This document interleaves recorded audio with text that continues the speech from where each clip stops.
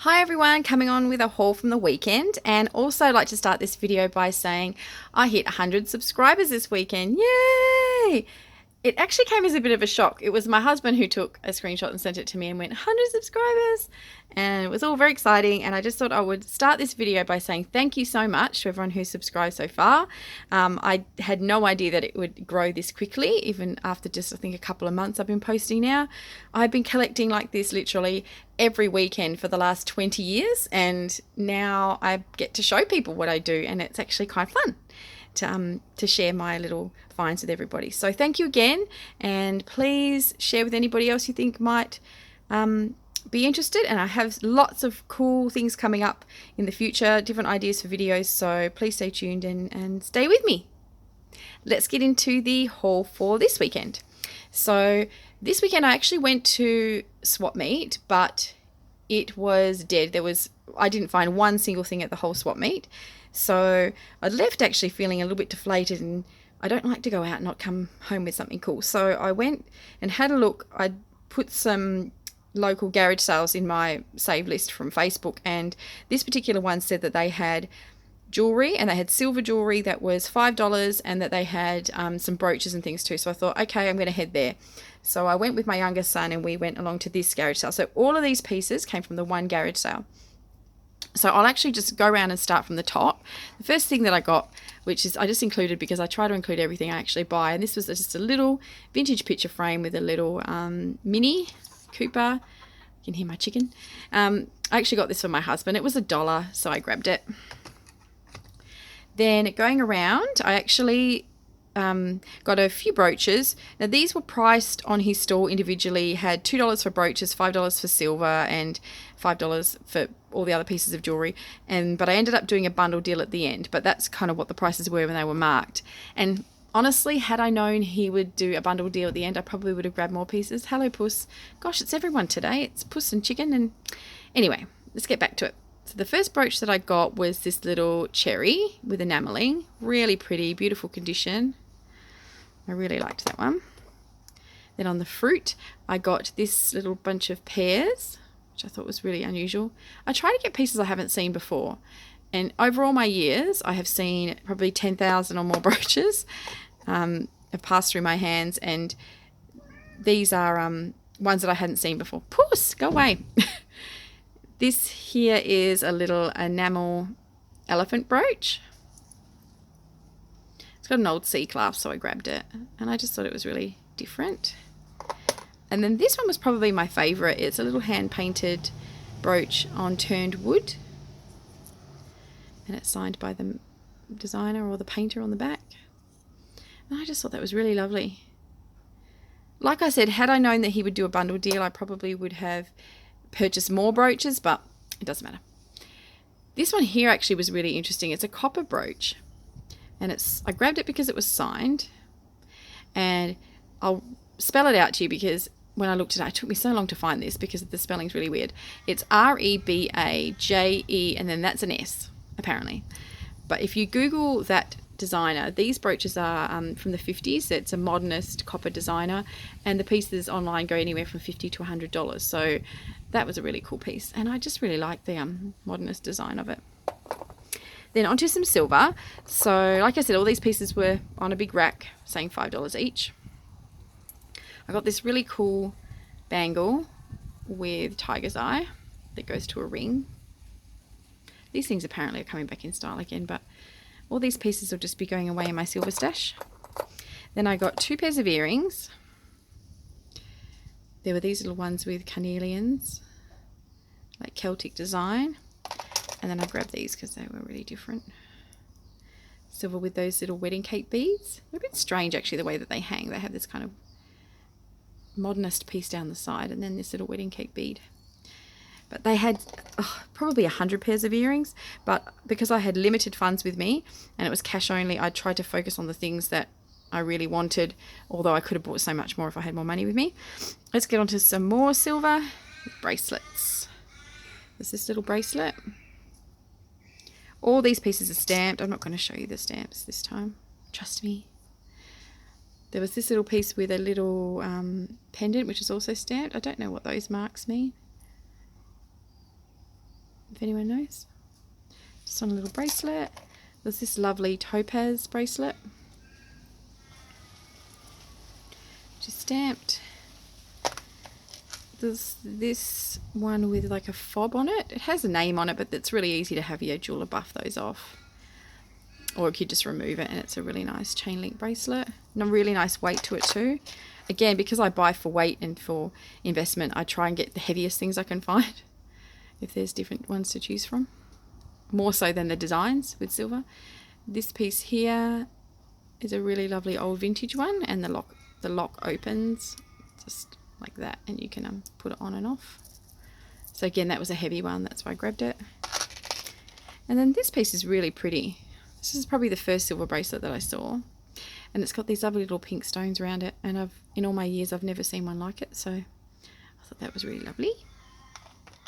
And then I got some necklaces. This one I actually didn't realise until I got home that it actually had a tiger's eye that matches the other set. So it's a tiger's eye pendant. Nice cage design on a sterling chain. There was this necklace with, it's like a tribal design, is how I would describe it. On a sterling silver chain. It's like one necklace. There was a rope chain. Again, nice weight. There were lots and lots of thinner ones, but because they were $5, I tried to get pieces that were bigger. This one's got lovely balls on it. This is actually really, really nice. It's an Italian made one. Really lovely condition. I'll probably keep this one out to wear. And I'll probably keep that that one there with the topazes out to wear. The heaviest necklace I got was this one. It's like a chain link with little flowers. And it's a really nice heavy one. It's got a toggle clasp. And then that one was interesting. It's got a maker's mark on here, which I'm not familiar with. SG95. But then it threw me because it says made in Thailand on the back. But it could be a company that just manufactures in Thailand, and they might be from America or Australia. I don't know, but I thought I'd just show you that if anyone knows who that maker is. So that's the silver that I got. And then I got some gold filled pieces. So this is a really lovely ceramic pendant. And I was debating whether to get it, but it said Mother's Day 1979, and that was my year of birth, so I thought I'll grab that one. And I thought the chain might be gold, but it's got little stamp marks on it, and it's actually 1/12 gold filled, and so is the little bail on here. So it's a nice old vintage one. I got this locket, which is also marked gold filled on the back, or rolled gold. This was another gold filled or rolled gold piece. It's a little pendant, and the chain is marked rolled gold. When I grab things like this at garage sales or even at Swap Meet, I don't tend to stop and look very closely. I saw this little, I don't know if it's going to focus now, this little part of the hang tag, and I thought, oh, that might be gold. So I just threw it in my pile. It actually says RG on closer inspection, which is for rolled gold, but even still, for the bundle deal I did, I thought it was pretty good. And then this is probably the nicest rolled gold or gold filled piece that I found. It's a beautiful old Victorian bangle. It's all etched. It has its original safety chain, sorry, and it has this clasp, so it opens up like that. And then inside, this is actually marked 9-carat metal core. So it would be a thick layer of 9-carat gold on the outside and then a metal core inside. And that was on his $5 rack, so I absolutely had to grab that. Then I have a couple of little pieces here that were surprises. This piece I grabbed because, again, I thought it looked gold. And then when I got it home, it actually says 9-carat. It's a little antique one with a little pull-out clasp, which is really pretty. Lovely, nice link. I haven't weighed any of these because I only just found out that was gold. I had a quick look through them yesterday. And then there was this bracelet, and the tarnish on it made me think that it was silver. So I grabbed it anyway, my little pile. And then when I got home, I read the little tag. Don't know if you can see, it says 375, which is 9-carat white gold. So they were two little gold scores I got. And then the last piece that I got, which if anybody is on my Instagram or follows me on Facebook, on my Facebook group, you would have already seen a photo of this. This piece was, it hadn't been priced, and it was grotty, dirty, and but I saw the design and I was like, ooh. So I picked it up. I'll just show it to you. And it looks really lovely and clean now because it's had a good clean when I got it home. And I had a really quick look at it. And I couldn't see any gold marks inside. But I did see a stamp that said WB, which is for a maker. And my gut told me that this was diamonds. And if you, anybody who knows anything about Art Deco jewelry, if you a lot of very old antique French jewelry didn't have stamps. I actually used to have a French antique diamond ring and it didn't have any hallmarks on it, because back in the day they used to mark French rings actually here on the outside of the ring, and just with wear over time and people just wearing them, the marks would rub off. So you often find French pieces that don't have marks. But I picked it up and I said to the guy, how much is that ring? And he goes, oh, $20. And I was like, yes. So I was very, very happy to grab that one for $20. And I've actually since getting it home, I've tested it and it is diamonds and they are emeralds. And I just have to take it to the jeweler now for an appraisal, because this piece is definitely staying in my collection. Actually hasn't come off my hand since I brought it home. It's really, really beautiful. And for the rest of the pieces, I did a bundle deal and I ended up getting them for $70. So considering that all of these were supposed to be $5 a piece, I think it was pretty good. He was a really, really lovely guy, and I was happy to find that so many pieces at one garage sale. Like I said, I could have got more, but that's all the money I had with me. I only had $90 with me that morning, so I spent every cent of it, and these are the pieces that I found. So tell me, what do you think? Is there any pieces here that you wouldn't have grabbed, or is there pieces here that you particularly like or don't like?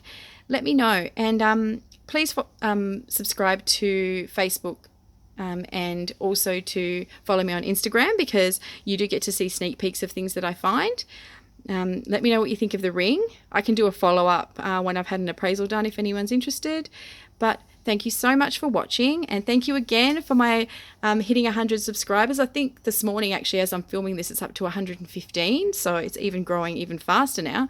But thank you again so much, and I will see you all again in the next video. Bye.